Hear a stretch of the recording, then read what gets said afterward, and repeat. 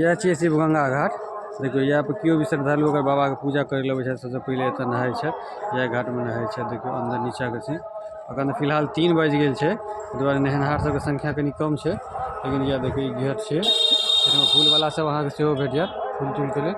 ऊपर देखियो इम्हर ई पूरा घाटे के सीन छै, ई सब घाट छै। एतऽ अहाँ के जे छै से घाट के बाहर में आगे गहरा पानी है, खतरा है, वो निशान बना लिया, ओइसे आगे क्यों नहीं जा सकैया।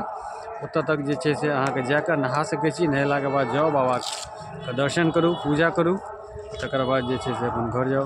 तो ई शिव गंगा पोखरि ये, कहानी ये जे एतऽ जे छै से रावण जे छै से पेशाब से जे छै से ई पोखरि के निर्माण भेल ये।